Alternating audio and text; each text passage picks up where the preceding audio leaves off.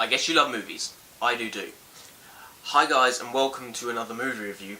Today we're going to be talking about Don't Breathe, a film directed by Fede Alvarez, starring Stephen Lang and Jane Levy, about a group of teens that break into a blind man's house to steal his fortune before realising that he's a little bit less vulnerable than they thought he was. Now, let's get into the positives of Don't Breathe. The first thing that I thought was pretty decent in the film was the performances.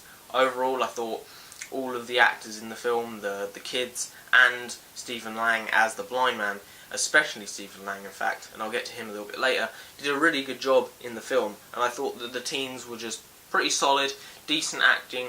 In so many horror films especially, the teen characters in the film, you actually want them to die because they're so annoying and you just hate watching them on screen. But these people, even though they're kind of in a bad situation, you understand them and they have a thread of humanity, all three of them, which allows you to care about them when the film is happening. And meaning that the suspense actually means something in the moment. You actually feel it, you're actually on the edge of your seat because you want these characters to succeed in their goal. Even though they're robbing a guy's house, you want them to succeed. And the reason why you want them to succeed is mainly because of Stephen Lang's performance as the blind man, and he is really, really good in this film. And I feel like this is one of his better performances. In a lot of films he plays the sort of uptight general guys, like in Avatar, which is kind of a generic performance. But in this film, he goes a little bit deeper, he's a little bit more complex, and even though the things he's doing, you find out later in the film, are really messed up, you can totally understand the reasons for what he's doing, and his motives are understandable. I thought the direction in the film was very decent. I thought it, as I said, it kept you on the edge of your seat. It used different camera angles and different effects and filters on the camera, depending on changes of environment, which I thought were very well utilised. Overall, I thought sound effects, stuff like that, very well done.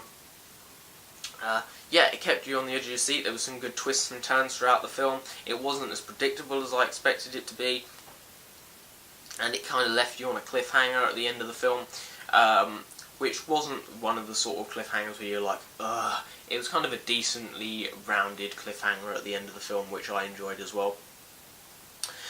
Really, the only problems with this film is the fact that it's pretty bog standard.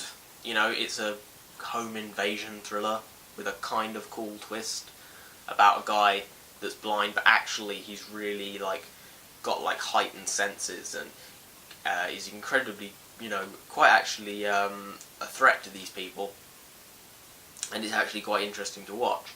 I wouldn't really call this film a horror film, really.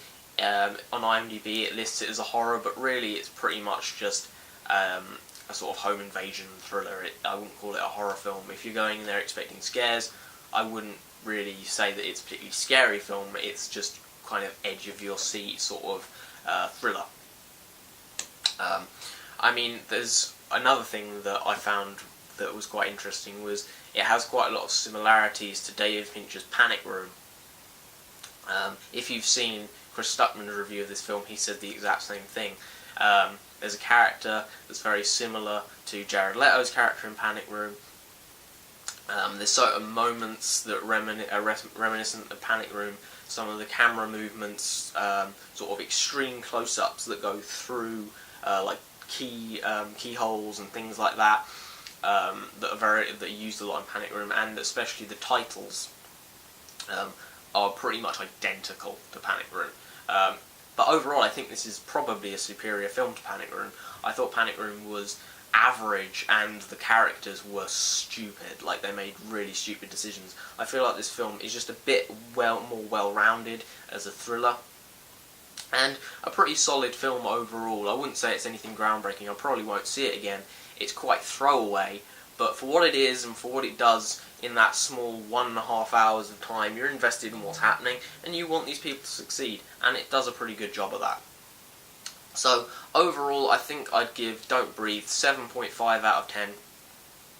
I could easily give it an 8. I've given it 7.5 because of the sort of rewatchability. I don't think it's going to rewatch very well. I think there's going to be a lot of films out there that are very similar to this film in terms of rewatchability. I don't think it's going to be one of those films that I'm going to buy on Blu-ray, but I did enjoy it while I was watching it, and I would recommend you see it. Maybe not in theatres, maybe go stream it or something after it comes out, rent it. But if you do like your thrillers and your suspense films, then I would recommend go see it in theatres. It is worth your time, definitely.